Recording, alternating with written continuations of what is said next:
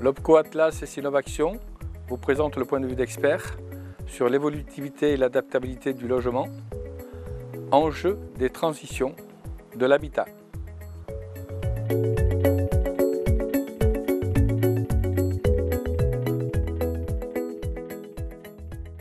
Bonjour. Bonjour.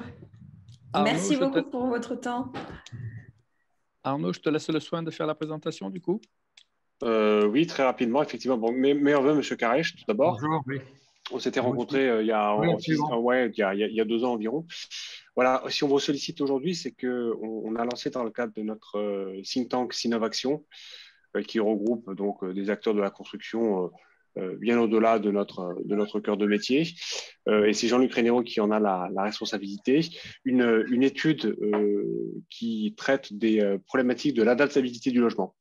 On avait fait un premier rapport déjà il y a quelques années de cela, et l'idée c'était d'en faire une version un peu plus aboutie, mais je laisserai peut-être Jean-Luc rentrer un peu plus dans le détail. Monsieur Rénéro a rencontré à ce jour plusieurs personnalités issues du monde à la fois politique, de la sociologie, de l'architecture, d'école. Bon, cette problématique de l'adaptabilité, on en a une vision singulière qu'on aimerait vous partager, et on aimerait surtout vous entendre. L'objectif, c'est de disposer à la fin du premier semestre d'un rapport qui sera finalisé. Évidemment qu'on vous partagera. Nous, très rapidement, la vision qu'on en a, c'est que les dernières grandes lois du quinquennat, et en particulier celle sur la loi Elan, n'était pas du tout assez loin sur la question d'adaptabilité, qui est vraiment par définition une thématique transversale. Les rares fois où on a pu en échanger avec soit les administrations, soit les politiques, ils en avaient une vision qui était assez étriquée. Mais donc, c'est intéressant pour nous, en tout cas, de pouvoir échanger avec vous. Je vais laisser la parole à Jean-Luc. En tout cas, merci encore de votre disponibilité.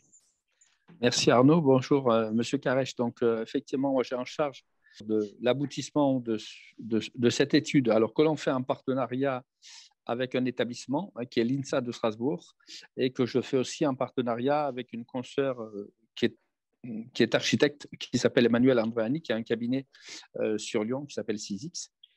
On a voulu déjà au premier rapport élargir le point de vue de l'adaptabilité sur l'évolutivité du logement, puisqu'il nous paraissait important qu'on ne réfléchisse pas que sur le vieillissement et sur le handicap. C'était beaucoup de choses que l'on voyait. On a vu des expériences donc de logement, soit dans la démarche participative, soit dans des initiatives de bailleurs privés ou de bailleurs publics qui ont réfléchi à de l'évolutivité, mais il nous paraît aller plus loin. Donc, on a choisi, on va dire, 2 cibles de livrables. Un cahier de tendance prospectif que l'on va finir d'élaborer donc fin de semaine prochaine à travers un workshop que l'on conduit à l'INSA. Donc, ça sera le 3e workshop. Il y aura un cahier de tendance sur les prospectives, que ce soit autant du point de vue de l'espace, de l'usage, des matériaux. Et puis, le 2e niveau de livrable, c'est une compilation donc d'entretiens, tel que celui qu'on conduit aujourd'hui. On fera un extrait des éléments, on va dire, de tendance qui nous paraissent pertinents à mettre en débat. L'idée, c'est pas faire de l'injonction, mais c'est de mettre en débat des points de vue, que ce soit un point de vue d'assureur, comme disait Arnaud, un point de vue de technicien, un point de vue de politique, parce que au fur et à mesure des entretiens, on en a 17 là maintenant sous le coude, on s'aperçoit que ça ne peut pas être une seule voix, c'est forcément une approche collective, parce qu'il y a des enjeux humains, des enjeux techniques, des enjeux financiers, des enjeux juridiques. Et donc, votre point de vue aujourd'hui, en tant que veilleur de la qualité, nous paraît pertinent. Il y a une question d'entrée, c'est qui est votre point de vue sur l'adaptabilité à travers les travaux que vous accompagnez et les réflexions. Et puis, je rebondirai sur des questions ensuite en fonction de ce que vous avancez pour trouver les 2 ou 3 points que vous pourriez vous retenir dans cette démarche. C'est quand même un sujet miné parce qu'il a été quand même largement engagé sous l'angle des handicapés à travers une loi des années 2000 qui a été très loin et que, en fait, on n'était d'ailleurs pas dans l'adaptabilité, on était dans l'adaptation, c'est-à-dire que les normes handicapées se sont imposées à tous les logements et ont créé un certain nombre d'effets pervers qui n'ont cessé d'être dénoncés par la filière. Les gouvernements ont réagi à plusieurs reprises d'ailleurs. Sur le plan législatif, il y a eu une première adaptation, là pour le coup, avec l'idée donc de ne pas concerner l'ensemble des... Ça c'était déjà dans les ordonnances, enfin bon, de 2016-2017, qui assouplissaient la norme. Et ensuite, il y a eu effectivement ce que vous connaissez, le passage de l'adaptation à l'adaptabilité avec un nombre de logements, puis c'est 20%, je crois, en adaptation et les autres en adaptabilité. Bon. Il y a eu un sujet qui est venu en plus là-dessus, c'est la question des douches à l'italienne, que le ministre, à l'époque, Julien de Normandie, a voulu imposer à la filière et a imposé à la filière, et qui a créé, notamment au sein de l'organisme que je préside, le Conseil supérieur de la construction, de grosses difficultés. Et là aussi, ça reste un sujet de contentieux, un sujet à tort ou à raison, hein, mais j'essaie de décrire le paysage. Ça reste vraiment un sujet de discorde important pour la filière. Vous connaissez sans doute mieux que moi cette problématique de douche à l'italienne. Et là aussi, la filière ne l'a jamais digérée véritablement. Donc, ça reste encore un irritant fort.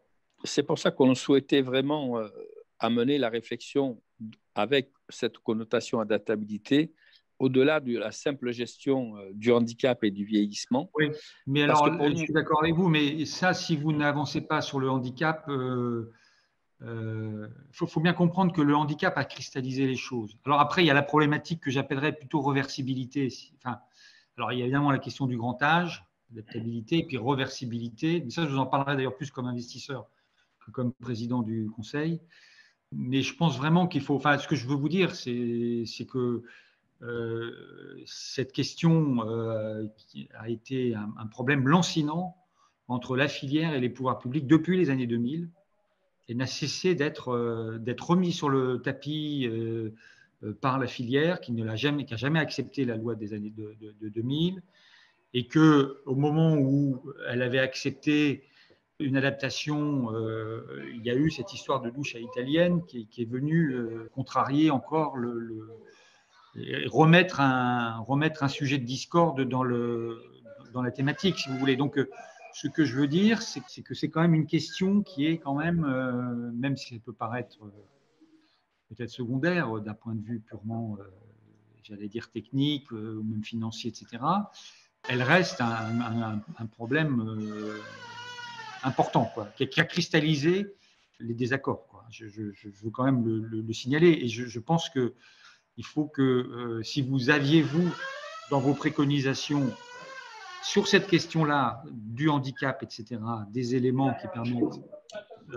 d'avancer, de dépasser les problématiques, le conflit actuel, je pense que ce ne serait pas inintéressant.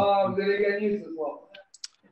Alors, c'est les recherches que l'on fait avec les étudiants de l'INSA à Strasbourg, effectivement, comment on peut transcender ces obligations dans la partie saldo pour avoir une réflexion beaucoup plus large. Je comprends tout à fait. Mais je comprends parfaitement. Je pense que vous avez raison d'avoir une vision plus globale, d'abord parce que le sujet est quand même peut paraître un peu surjoué dans le dialogue. Bon. Mais force est de constater que ça reste vraiment un gros problème. On peut en parler avec la FFB, la FPI, enfin toute la CAPEP, tout ce que vous voulez. Ils vous diront tous la même chose. Maintenant, les douches à l'italienne, ils le font. Donc, voilà, donc du coup, il y a quand même… Et alors, avec une deuxième problématique aussi que je veux vraiment vous signaler, qui est très forte, c'est la question de l'assurance. Hein. La SMA-BTP Oui, c'est ça. Ouais. Vous devriez en discuter avec eux parce que eux jouent un rôle important aussi sur cette problématique-là. Notamment sur cette problématique de douche à l'italienne. En fait, ils refusent. Alors eux, pour le coup, considèrent qu'il y a une sinistralité potentielle qui est beaucoup trop importante et qu'ils ne veulent plus assurer. Enfin, ils ne veulent pas assurer. Ils assurent, mais enfin, avec des primes. Enfin, bon, bref. Donc, il y a cette problématique qui est aussi importante, c'est cette problématique d'assurance. Et je pense que si vous pouviez la traiter, ou en tous les cas soumettre le travail que vous allez faire, in fine peut-être. Après, alors là, il y a un autre l'autre sujet, c'est ce que j'appelle donc l'adaptabilité, et allons jusqu'à la réversibilité. C'est-à-dire l'adaptabilité, si j'ai bien compris de point de vue global, c'est aussi de transformer des logements qui sont par exemple des logements familiaux avec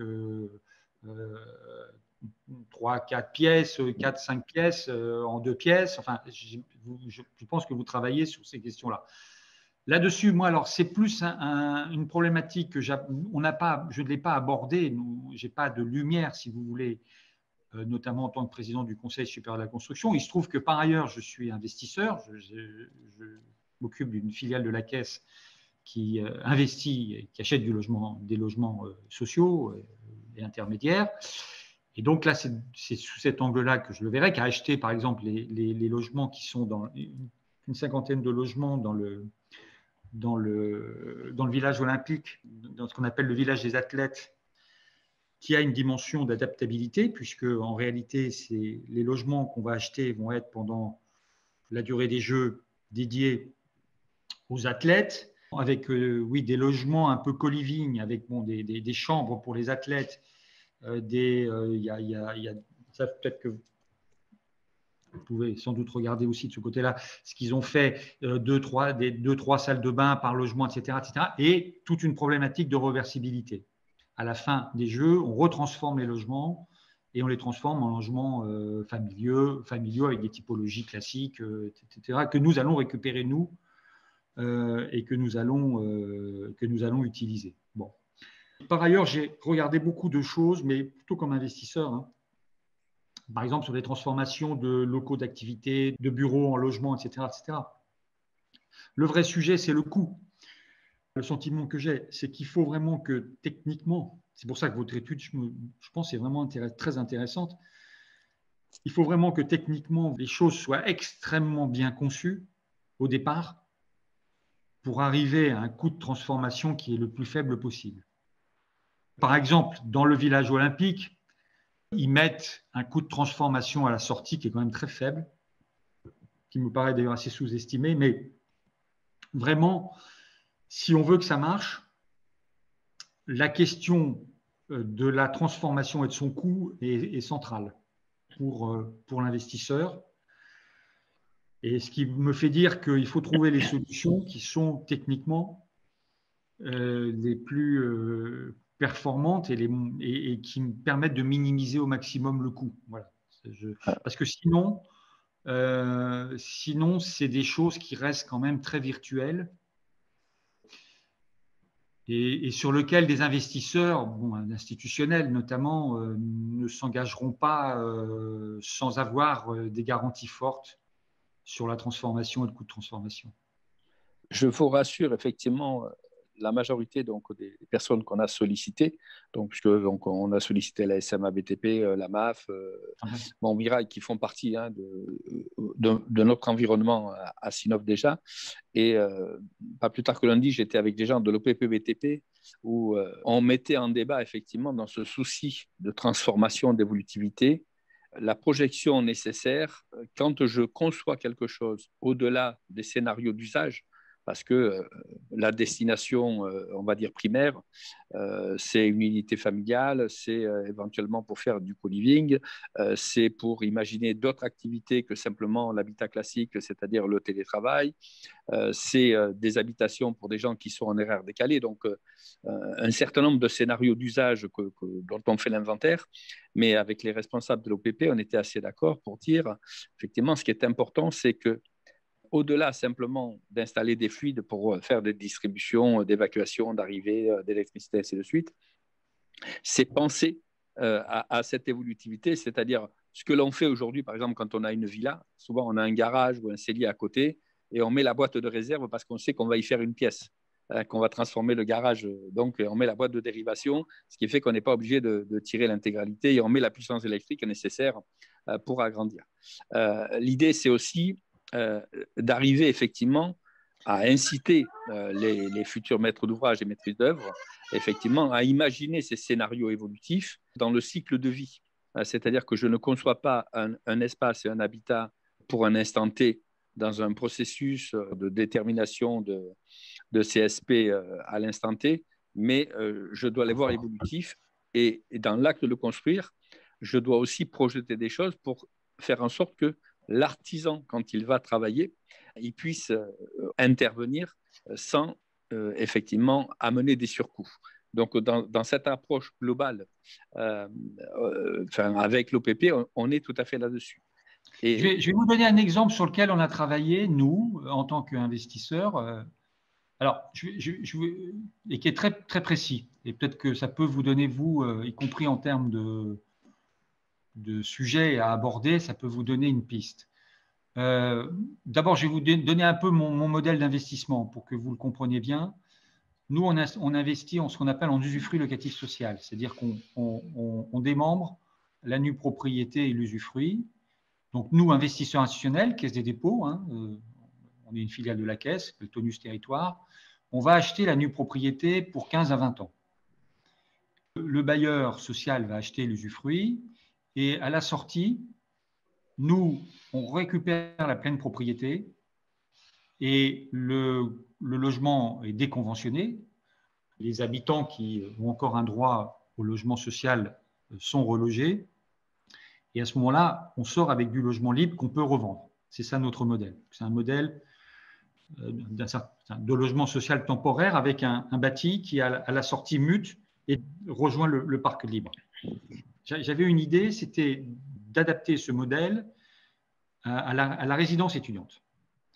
Pourquoi? Parce que dans les résidences étudiantes, on sait que la demande sur beaucoup de territoires est conjoncturelle.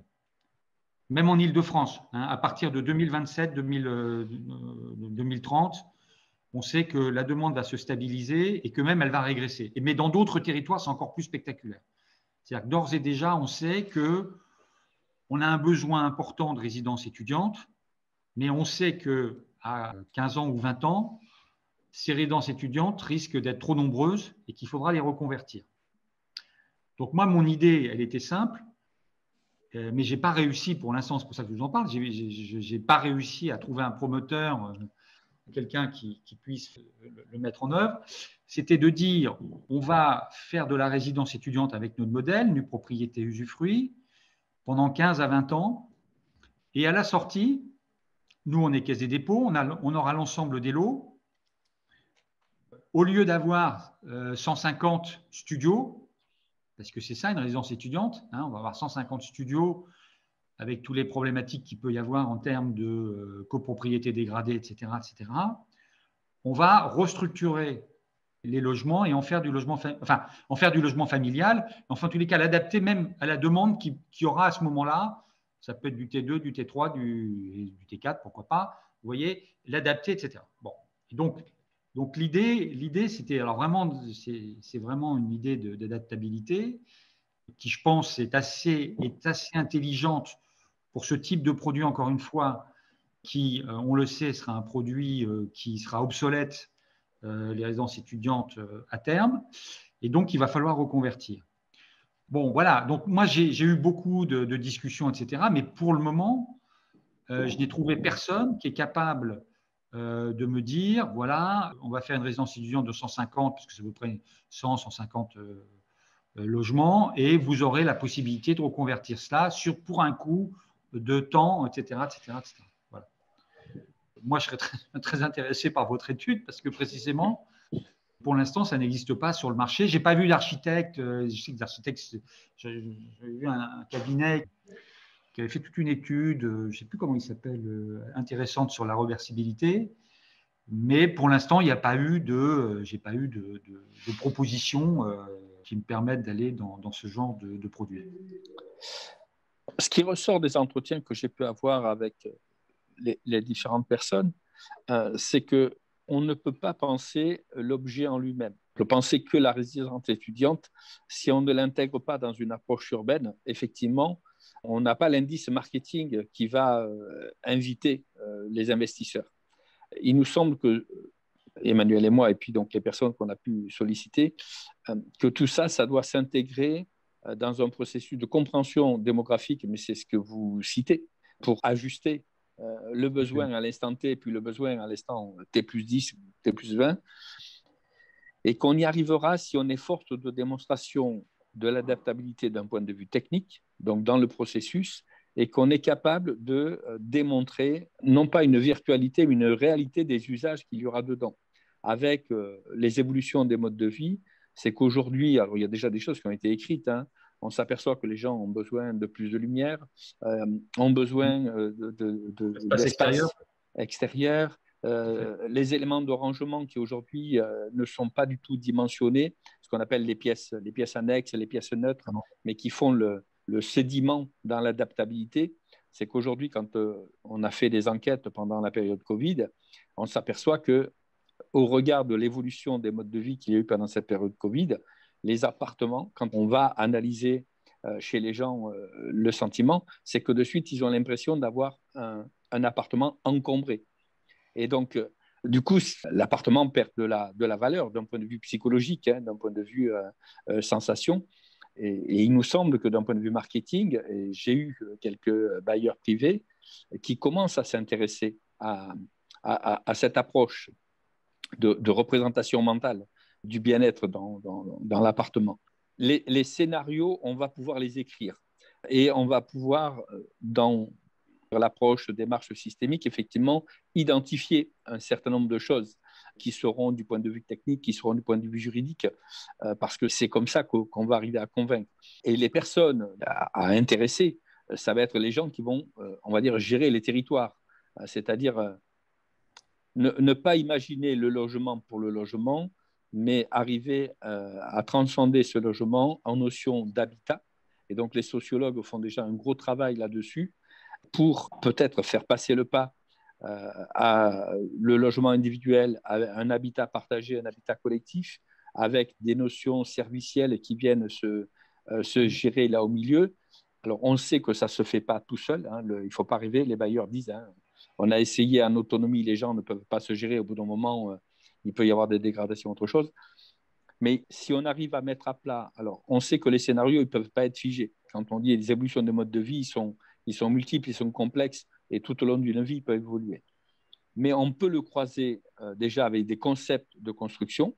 De manière assez unanime aujourd'hui, il ressort que l'approche de conception telle que l'on a pour les bureaux, c'est les systèmes poteau-poutre, sont quand même voilà, des données de départ qui sont plus pertinentes pour tracer l'évolutivité.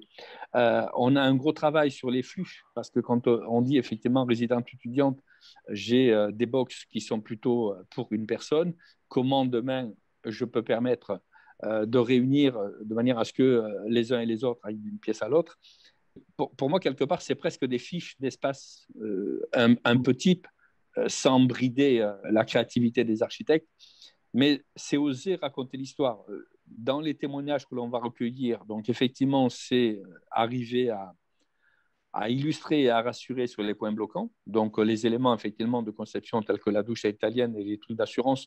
Oui, je suis tout à fait. L'autre point que je trouve, enfin, l'autre point, il me semble, c'est que cette problématique d'adaptabilité, elle pousse quand même à aller vers un mode de construction qui, je pense, devrait être beaucoup plus développé. C'est la construction hors site, c'est-à-dire l'industrialisation des éléments de la construction. Et ça, moi, le constat que je fais aujourd'hui, c'est que c'est en réalité la seule piste qui peut permettre d'avoir des gains de productivité, de baisser les coûts. Parce que le sujet aujourd'hui, et moi je l'ai vu pendant toute l'année avec le Conseil supérieur de la construction, on a vu toute la réglementation liée à la transition écologique et énergétique. On a eu l'Aéro 2020, on a eu le DPE, la REP d'échelle. Et mon sentiment, c'est que et tout ça va coûter cher. C'est-à-dire qu'on est dans un contexte, de toute façon, avec la transition écologique et énergétique, d'accroissement des coûts objectifs. Enfin, l'Aéro 2020, même d'ailleurs, la DHUP a fixé. Après, il y a des discussions, la filière n'est pas toujours d'accord, mais a fait une étude qui montre que c'est 4% d'emblée et c'est 10% en 2030, 2031 à la fin de. Bon. Et donc, on est dans un contexte où, par ailleurs, il va falloir trouver aussi, il y aura une partie évidemment de ce surcoût qui sera à la charge soit du client, soit aussi un peu de l'État. Mais je pense qu'il y a aussi une grande capacité de la filière à prendre en partie ces surcoûts en développant donc un mode de construction différent. Enfin, différent, ça existe depuis très longtemps en réalité, la construction en site ou préfabriquée. Mais la vérité, c'est que ça reste encore pas suffisamment développé. Donc l'idée, quand même, c'est quand même aussi à travers votre sujet, c'est aussi cette question-là qui est posée, parce qu'il me semble qu'en termes d'adaptabilité et la réversibilité, elle passe quand même par des éléments préfabriqués, beaucoup. Donc un développement de cette préfabrication, y compris d'ailleurs avec des matériaux biosourcés. On sait faire maintenant, là j'ai été voir un constructeur que vous connaissez peut-être qui s'appelle Haut-Savoie, qui fait du préfabriqué. Là il est à Antony, il a fait une très belle réalisation provisoire d'ailleurs. 150 logements d'insertion, etc. Enfin, bref, donc ça, on sait le faire maintenant. Mais c'est vrai que, encore une fois, la filière, elle reste quand même assez conservatrice. Et donc, c'est compliqué de trouver. Elle est conservatrice et le logement et la construction de logements, ça reste une activité locale et localisée. Ça, moi, je le vois très, très clairement. C'est-à-dire que c'est des écosystèmes avec des promoteurs, des élus, etc., qui se connaissent, des investisseurs locaux. Donc, ça reste très local. Et pour parler clairement, hein, moi, j'ai pas. Je pense qu'une partie de la filière est capable d'assumer cette transformation, y compris la transformation écologique et énergétique, mais il y a une partie aujourd'hui qui n'en est pas capable. Alors, de toute manière, l'objet ne sera pas de dire on va faire des préconisations qui vont faire que tout ça, ça va se généraliser. Hein. Non, bien sûr. Voilà, on sait bien que ça, de toute manière, ça ne peut pas répondre à tout. Et puis, la notion d'adaptabilité ne se justifie pas pour tout. Mais encore une fois, ça doit nous aider à réfléchir sur une approche urbaine qui sera différente parce que derrière, on a des enjeux d'intergénérationnel, de polyactivité, enfin voilà, de logique de service aussi. Hein. Quand on voit les difficultés de réhabilitation des cœurs de ville, quand je discutais avec l'OPP, donc eux, leur problème aujourd'hui, c'est la réhabilitation de l'ancien, avec toutes les difficultés de sécurité liées au risque que les artisans vont prendre, ou les TPE-PME, pas forcément artisans. Et quand vous dites effectivement l'industrialisation hors site, dans les discussions que j'ai eues avec eux, c'est la problématique parce qu'aujourd'hui, chez la petite entreprise, on n'a pas forcément les outils pour travailler sur ces éléments préfabriqués. Aujourd'hui, c'est les majors qui ont à disposition ce genre d'équipement. Réfléchir effectivement à de l'adaptabilité, de la transformation, de la réversibilité, c'est vraiment faire tous les scénarios pour prendre en compte tous les acteurs, c'est-à-dire les usagers qui vont habiter dedans, ceux qui vont transformer, ceux qui vont maintenir, ceux qui vont intervenir. C'est ce qu'on fait dans le monde industriel aujourd'hui et il n'y a pas de raison qu'on ne puisse pas le faire dans le monde du logement. Donc, voilà. Alors, on a déjà des pistes, hein, je n'ai pas tout en tête parce que, bon, 17 entretiens d'un peu plus de 3/4 d'heure, c'est vrai que, voilà, il faut que, bon, fin février, on va pouvoir ressortir quelque chose de lisible. Et puis, l'objectif que Sinov a… Ce qu'on pourrait faire fin février, vous me dites que ce que je pourrais vous proposer, c'est de venir présenter votre étude devant le Conseil supérieur de la construction. Hein. Avec plaisir, bien sûr. Parce que ça, on le fait de temps en temps, donc avec des études intéressantes je sais que moi, je serais très intéressé de vous entendre et d'entendre les conclusions de votre étude. On vous posera des questions, évidemment, etc. D'avoir un échange. On pourrait très bien le programmer à une séance du Conseil supérieur de la construction. Sûr, ça sera avec plaisir. Et je pense que pour la Fédération CINOV, puisque tout ça, ça s'inscrit Comme le dans le CIMOV cadre. est évidemment membre du Conseil, il Oui. n'y a aucun problème. Ben, moi, c'est quelque chose pour nous important et c'était intéressant et je remercie Boris Talon et Jeanne Newman de nous avoir mis rapidement en relation, hein, puisque entre hier soir et ce matin, ben voilà, on n'a plus qu'à aller le rendez-vous, je vous en remercie. Vous avez soulevé un point important, effectivement, c'est que pour donner envie d'aller vers, il faut stabiliser les inquiétudes et effectivement, mais quand je discute avec ma consoeur Emmanuelle Andréani, effectivement, elle hurle après la loi handicap en disant si on nous virait cette loi, on ferait autrement. La notion du vieillissement, j'y ai travaillé beaucoup parce que j'ai accompagné des personnes qui étaient en situation, je dirais, de difficulté. Et malheureusement, souvent, je conseillais aux gens de vendre l'appartement parce qu'il n'était pas transformable ou alors à des coûts pas possibles. Et là, je m'apercevais que un bien qui vendait 100 ou 200 000 euros, s'ils voulaient acheter quelque chose, avec 100 ou 200 000 euros, ils avaient un bien qui était 4 fois plus petit.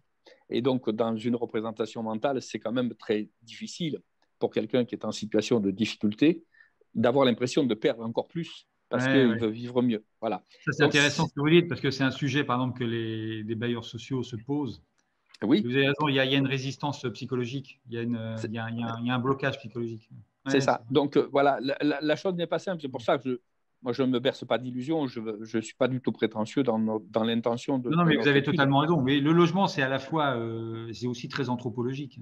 Et y compris par rapport à l'assurance. Donc, je sais effectivement les périmètres d'évaluation de sinistres, mais je suis assez rassuré parce que dans la démarche de la SMA BTP, qui nous accompagne donc sur cette étude, ils ont vraiment une volonté parce qu'ils ont conscience aujourd'hui que l'évaluation de leur offre de service, il faut qu'elle évolue.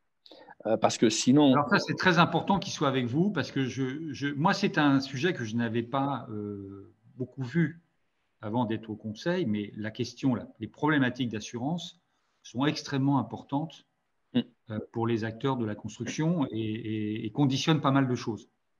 On peut avoir des résultats techniques, y compris sur les douches à l'italienne, qui d'abord apportent un confort, alors là c'est l'ergonome qui parle, de mobilité, de rapport à l'espace, qui est complètement différent d'une salle de bain classique. Mais encore une fois… Alors là, vous venez devant le Conseil. Ouais. Ouais, parce que on se fait, enfin, il y a un côté ludique sur une ouverture de l'espace, dans l'espace de salle d'eau. Si on arrive à le vendre, très sincèrement, on dépassera largement la contrainte technique et la contrainte assurantielle. Je vous remercie. Par l'intermédiaire d'Arnaud, qui est notre responsable au niveau de la fédération, on reprendra contact avec vous pour essayer de trouver effectivement une date. C'est vraiment très, très intéressant. Et puis, avec le cabinet Boris Talon, on verra aussi comment on peut garder le lien. Avec votre autorisation, on prendra votre mail. Je vous enverrai aussi un petit message de remerciement parce que ça nous paraît important. Merci. Avec plaisir. Merci beaucoup. Et j'en profite, M. Garèche, pour vous transmettre les amitiés de M. Boris. Très bien, merci. Au revoir. Très bientôt. Merci à tous. Au revoir.